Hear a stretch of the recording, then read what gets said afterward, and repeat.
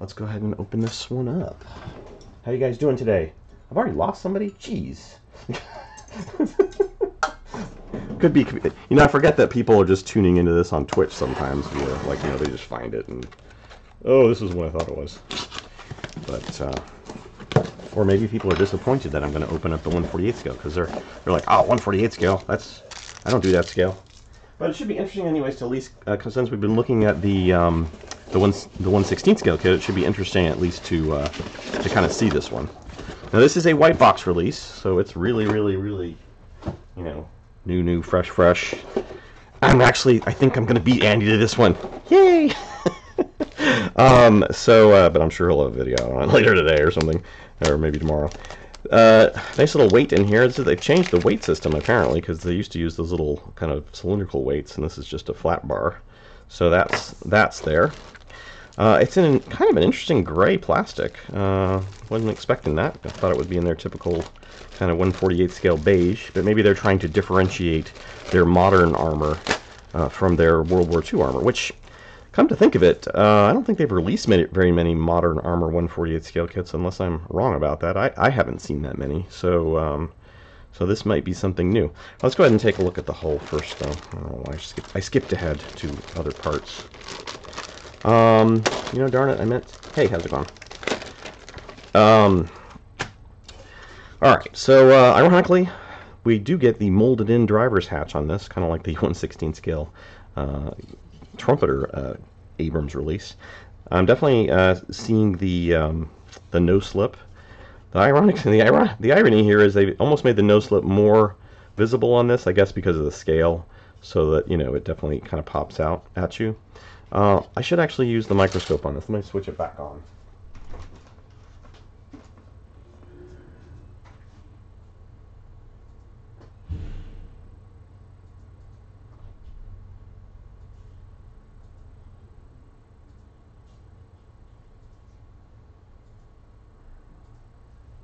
Okay.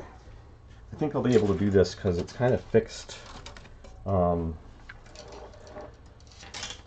Fixed distance right now, so it should work. Although technically I'm fixed on the level, whatever the level of the base, the mat that it's on. But you can see, yeah, that's a fairly it's got showing a gas cap there with the no slip, so that looks good. This is the only problem with this. Is like, oh, let me put up the live feed so I can actually see. Okay, yeah, there's the driver's hatch. And then some of the back detail, the venting and stuff. It will just kind of proceed. Well, you can look at that piece. But yeah, they've done, continuing actually, just looking at the sides here, they've done separate side armor on this kit versus, again, the 16 scale. They didn't do that. So you will have potentially an option of mounting this, but although there are like little nodules here for where I think the side armor affixes, or maybe is that where the okay, no, that's where the main, wait, I'm not sure what goes in that little notch actually. Maybe, oh, there's going to be a piece along here, right, a separate piece that'll fit there. So I think you would be able to build this with the side armor off if you were so inclined. I'm pretty sure that U.S. military operation regulations pretty much made it so that they were running all the time, and this is where I need, yeah, where's Sergeant Bones when you need him, right? Some of you guys also know. Good afternoon, Totem Wolf. How are you doing? Just again, some interesting points. They've got obviously connection points for the suspension here with like a little, again, a little kind of angled nodule to insert something, and interesting. So basically a built hull that you'll have to put together from 3 pieces, separate side pieces with that little piece I was talking about. I'm not sure. Does anybody know what is that used for? It must be used for something obviously utilitarian, but I don't know what it is. It's like, it looks like almost like a grab handle, but it's too big to be that. So, yeah, interesting. I will actually put that into the microscope. Maybe if I can get it right there. Okay, proceeding on to the turret. Let's take a look at that. But so far so good. I mean, the detail looks really good. Again, they're giving you options you don't even have on the 1/16 scale, because again, this is a model from the get-go, not an RC kit from the get-go. All right, so again, not slip materials, of course, on the turret. Is this this is the commander's cupola, but is this considered the loader's hatch or just a the gunner's? What is that hatch usually called? Probably a gunner or loader hatch, but I mean, I don't know how they facilitate loading on this, whether it's through one of these main hatches, or I guess there isn't any other way to do it, probably. Alright, so some of the bustle pieces here in a very fine tubular fashion. The commander's cupola, the glass areas are not recessed. They're just, you're going to paint those, I guess, and so but they're not recessed at all like they probably would be on the real deal, I guess. So it's more of like a kind of a fake out there with a little bit of paint. Now that that's been under there for a while, I can go ahead and show that. I can't really get the angle right probably, though. It won't be in focus if I do it this way, but let's try. Having to wait. But you see what I'm talking about there, right? With the commander's cupola. I'm gonna start saying that right, darn it. I think it's funny we have like 6 different ways of pronouncing that. So the just noticing right off the bat, the weaponry is all one piece. The 50 cal, 30 cal, separate ammunition units going on there. Don't see any. Oh, actually, some of the molding for the bolt release, I guess, and of course the mounting U-joint, pillar mounting thing, whatever that thing's called. The smoke dischargers again are slightly recessed, but not a great deal, not like they are on the 1/16 scale. We've got the wind gauge meter thingy as well here, again in one piece on this. The barrel is looks like a one-piece design, at least the middle section of it, and the tip looks like it's again a one-piece design recessed with, I'm guessing, some of the sighting stuff on the end. I can't quite see it there with my naked eye. Let me put on my reading glasses so I can see this real small stuffs. Not really. It doesn't. It looks like maybe. Oh, it goes on as a separate piece, maybe. I'm not sure if that's it, but it seems to make a kind of an area for it, and then we're probably going to actually attach it on there. And then the doohickey in the middle obviously attaches, it says, a separate piece too. Interesting that they wouldn't just mold that all in one. I guess maybe plastic production wise it just wouldn't be a good way to do it. Again, more of the bustle on here, the rear cooling vent system.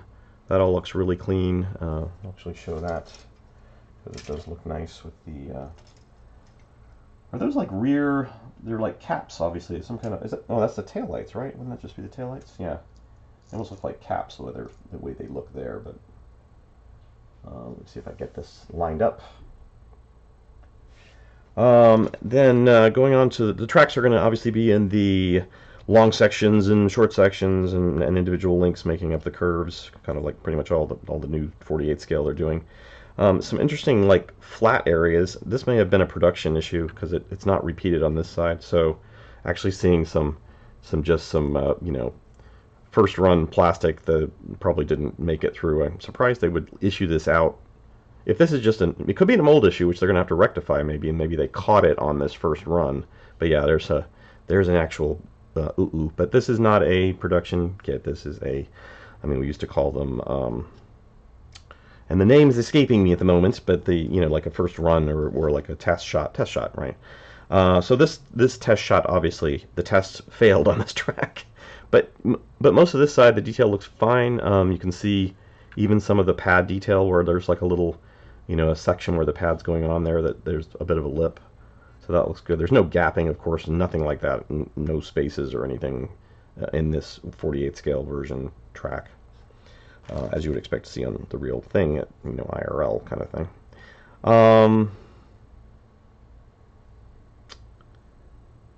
Not sure. I'm trying to. I guess maybe Ernie was talking about their actual spaces in these sprocket wheels. I guess maybe you can't see them, especially on the 48 scale. Of course, on the 16 scale you would have expected to see them, but at this scale you're not going to see those spaces either. By the way, that error repeated itself in the same exact spot. So yeah, that. I doubt that'll make it through to the production version, but we'll keep an eye on that just to see. By the way, if you guys have any questions, shout them out, or stick them in the comment section. That way, if there's something you want me to look at specifically, I can do that. Again, decals on this one look like they're going to be. It looks like it's going to be the same basic setup as the 16th scale, because it looks like the same decals, just scaled down. Let me just quickly take a look at that. I mean, they're slightly in different positions, but it's the F24, and they've got some of these markings for the CIP panels are in slightly different positions, but otherwise it looks the same. The lines are in a different position there, so they may have been working on these projects at 2 different times, so they were kind of probably laying them out differently.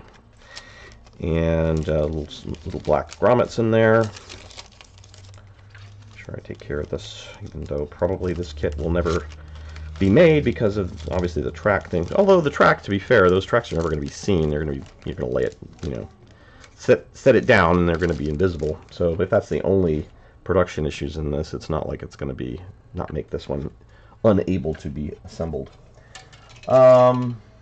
Yeah, so that's pretty much, I mean, it's pretty straightforward. The instructions in here are not the finished ones. They've got, the black and white photos here with, this is kind of a placeholder-y box cover.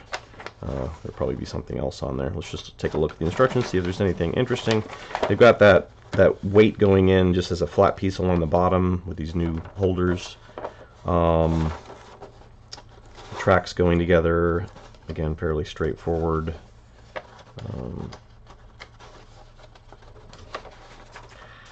The side armor again does have some of that detail. So really, I mean, you potentially could strip this off if you wanted to try to build I don't know why you'd want to build a non-side armored version of this, because like I said, it's pretty much always has the side armor on it. I suppose if you were doing upgrade to Tusk or something, and you had like a aftermarket kit to upgrade to a Tusk upgrade, maybe that would be a scenario where you'd be happy that the normal side armor, but I imagine most of the aftermarket stuff will probably be utilizing the side armor that's there. Although it does use the side armor and then bolts onto it, right, or goes onto it. I think that's the way it works. So looks like the turret or the gun will be positionable.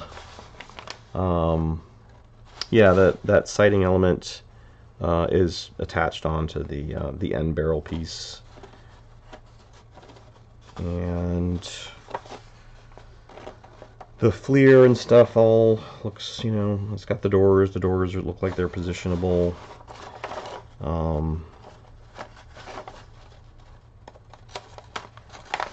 Bustle going together. Weapons going on, which again, some of those are like 4 parts. And they're showing a figure. Is there a figure? Did I miss? Oh, there is a figure. There's a figure here. I will put the figure with the face. He can be staring at you. I get lined up. Close enough. He looks pretty good.